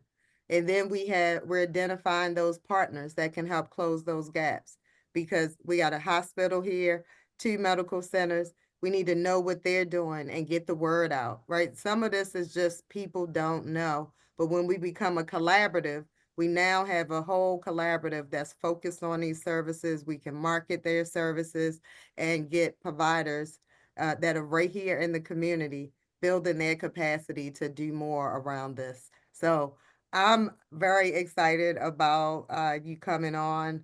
I hope we have more of these team really bringing in partners, because it is a focus for us in terms of safe and thriving communities. Is all about community wellness and safety as a public health issue. I heard you say that, so I wanted to give you some motivation that we need that type of service and partnership, looking at it from a public health perspective, because it is all of those things you said. It's not just the diet.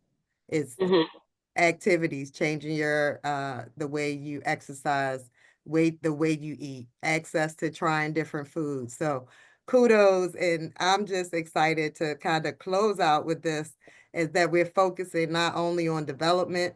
We had Dayspring talking about education services and empowering youth to be a senator, a delegate, their future life. And now we're talking about how do we bring health and wellness into everything we do?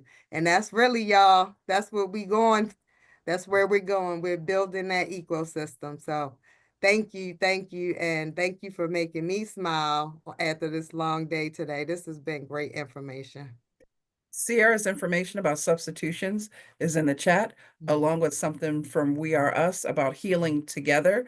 So check out those 2 links. Can you let Dr. Leaf just tell a little bit about that? Because that was on my list over here too, of things I wanted to make sure we put out. I know they sent me a flyer, but I want to make sure they give you guys a flyer so we can promote that. Dr. Leaf, just tell a little bit. Okay, and it actually came up in a little of the discussions. A lot of times we focus on helping the other folks, but many of the people on this group are the first responders, and they're the first responders over and over again because things tend to cluster in neighborhoods or other things. And so that there's been a group that has been put together that's sort of bringing the people together. And again, like the ministers feel a little bit uncomfortable when they're talking amongst their congregation about how they got affected, but they're willing to talk to other ministers and the community people. So we have a program that's been developed for a while that's sort of some training, both for reaching out to folks, but also starts creating these self-support groups. So the leaders can talk amongst themselves. Network, again, it's also networking. It's, again, as Yolanda's been saying, it's how do we get more connections, more collaborations? How do we support whether it's information or just being there for the other people? A lot of times it's just listening. It's just having somebody say, yeah, you're right. When that happened to me, I also had trouble dealing with it. So we're going to be doing a training. The first one's going to be virtual.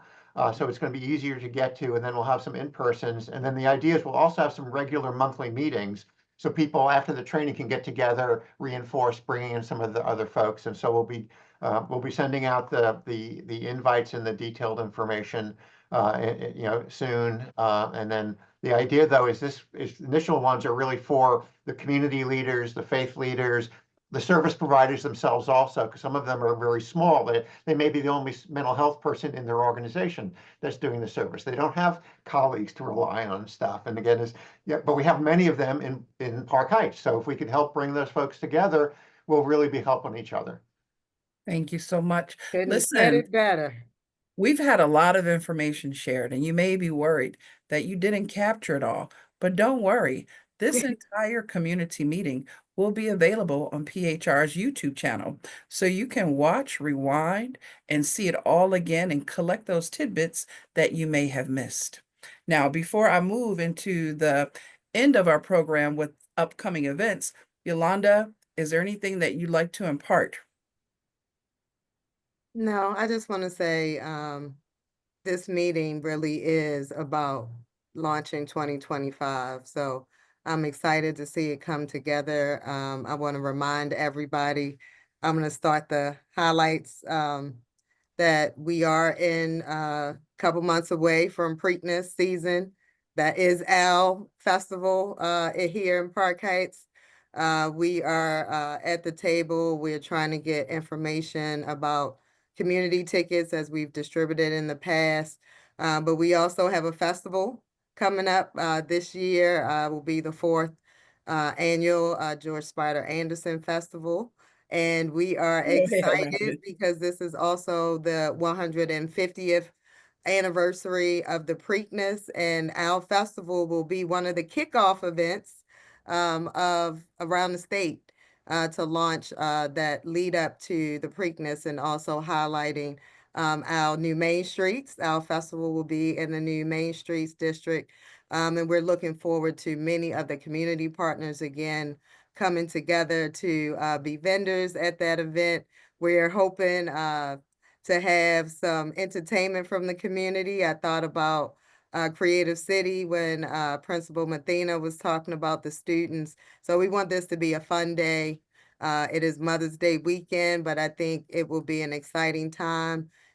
We will be anxiously waiting and celebrating at the top of, before the festival officially launches, the grand opening of the project on Park Heights and the unveiling of the new art mosaic piece that will also be revealed all on the same day. So governor and mayor are also penciled in, so you will see them in Park Heights that day as well. Oh, that's perfect. That is a perfect segue into for next month, which will be March 19th at Creative City. And the primary focus of that meeting will be for the community members to work on the mosaic so you can be a part of history. Join us March 19th at Creative City. The meeting time will be a little earlier because we will have lots and lots of students from Creative City along with their parents participating. You must pre-register for this event. And if all of the parents and all of the students attend, that will limit the number of community members who can attend. So look at the flyer that is on the screen. Oh, there's my name. Reach out to me. That's the phone number and the email address, so I can count who has registered. You can't say you did and when you did it, so we'll know who's registered.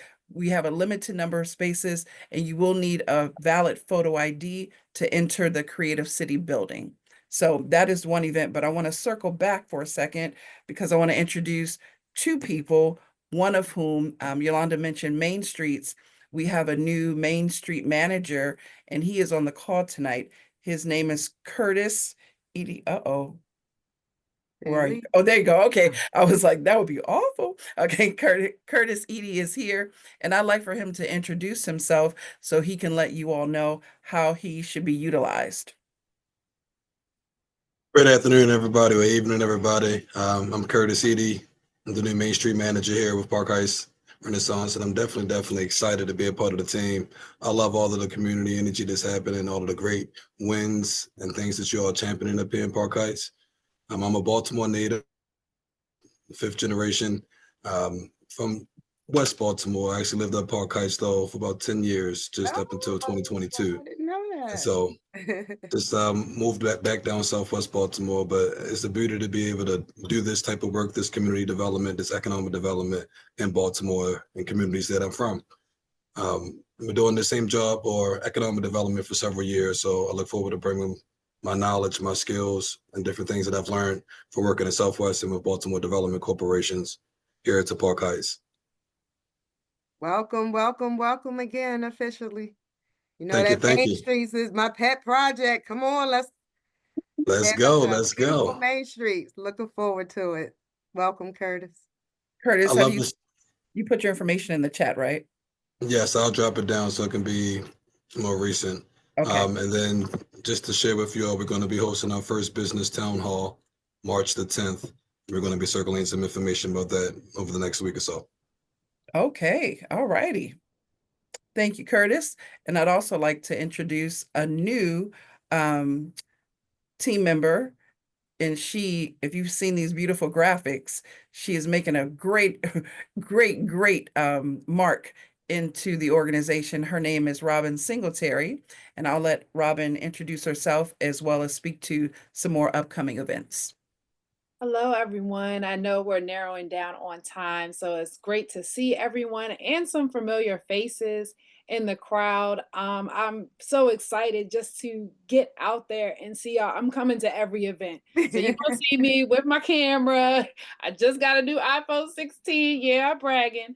But I'll be out there taking pictures. And it's just amazing to see what everyone is doing right in Park Heights. You don't have to go outside of Park Heights to get what you need.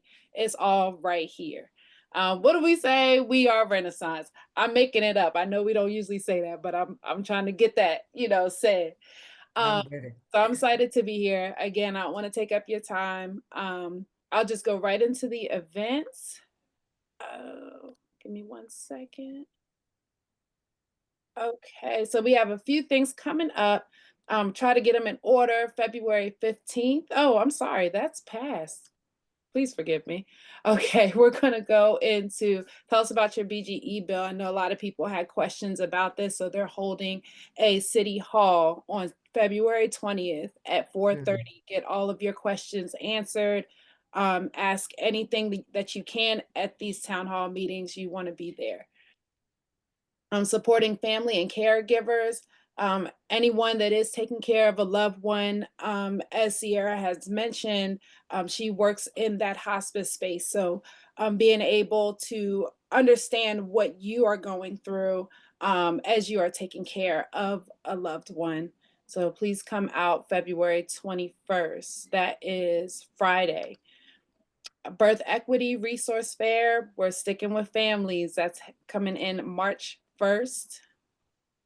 And you can find all of these on our Facebook and Instagram pages. And I'll try to drop as many links as I can before we end. Calling all neighborhood associations. You have to update your online registration by March 1st. I'll drop this link in here. Neighborhood. I'll just add, if you can go back to the last slide, Dr. Leaf, can you send Robin that flyer? We Are Us is also partnering with the Zeta Center on the same day, so they'll also be there to help multiply this event with food giveaways and launching, I think, a community walk. So same day, same event, but they're in the top right corner. Oh yeah, because they have another flyer too, though. Oh, okay. Yes, please send me that as well, and we can reach twice as many. As mentioned, the art of racing. So we're just pushing for more submissions. If you have creativity skills, any type of artwork that you would like to submit, those submissions are through March 14th. So I've dropped the link in there as well that you can submit your artwork to be voted on. And this artwork is put on posters and notebooks. You'll get thousands, if not hundreds of thousands of eyes on this artwork. And PHR will have some too to distribute once the winner's selected. And we get the proceeds of the sales of that artwork at the Preakness. So that's great. The plug. Great, that's great. And then, of course, we mentioned the George Spider Anderson, so more information is coming. Keep this date locked in, please. We need your feedback. These are the CAP centers in Baltimore City, so they're helping to create workforce development programs. I would suggest sharing this with your communities, completing the feedback survey yourself, so that they can continue creating centers that help our community, help the people that you need, because you need to hear our voice. So it's no use in bringing in something to the community that no one's asking for. So let them know what's needed, and they can cater and curtail that to our community. And that's all that I have. I know there's a bunch more events out there, but you can always send them to info@phrmd.org. We'll get those, we'll format them however you need. It'd be better if you formatted them, but if you just send us what you have, we'll do our best and get it out to our audience. And that's all. Thank you. Thank you so much, Robin. Please take a look at well, it was there, never mind. March 19th, the next meeting for Park Heights Renaissance will be in person at Creative City, and it is limited registration. So the earlier you register, the more opportunity you have. Running list of registrations, and also for April and beyond, we will be pursuing hybrid meetings. If all goes well, you will be able to join us in person as well as online. But I wanted to stress that next month is in person only. So please register ASAP. We're going to be at Creative City at a new time, 4 p.m. to 6 p.m. So with that, this meeting has gone over in a beautiful way. I did want to highlight another team member who just recently joined us. His name is Bry'an Azuekwu. He was or is he has many hats, but if Bry'an is here, just let him say a quick word to introduce himself for his position at Park Heights Renaissance. Good evening, everyone. As Janelle said, I do wear many hats, but for the sake of this call and time, I'm the Community Leadership Performance Manager. So kind of in alignment with the Park Heights Master Plan, as much as we want to build up our community in other areas, we also want to make sure that we have strong leaders. And so that's where I come in. So if you are a community association and or neighborhood association, my information is in the chat. Let's have conversations and see how we can support each other as we work towards a collective goal. Thank you. When Bry'an reaches out to you, now you know to pick up the call. I see several neighborhood association presidents on this meeting, so he will be reaching out to you. Absolutely. Thank you. All righty. I like to say all hearts and minds, but no, I'm just kidding. Okay, Robin, if you go back to the full screen, I wanted to see if there are any hands, any questions, any comments. Great meeting. All righty. All righty. Coming from the CEO, thank you very much. This meeting made me feel good. Yes, I loved it. All right, everybody. That concludes our meeting. Shirley Campbell, you have the floor. Okay. Just want to make an announcement that Pimlico Good Neighbors Association is having their monthly meeting at 5429 Park Heights Avenue. That's right next to Day Spring, that church building, and it's from 6 to 8 p.m. We're glad to see some of the faces that And were what on day there is tonight. it? What day is it? Tomorrow, the 20th. All right. You said from 6 p.m. to 8. Yes. All righty. Any other comments before we take off? Nicole Earle. I just wanted to share if there are any business owners on the call. Tomorrow is MBE night in Annapolis. Yeah. Okay. Susan Russell. Hey there.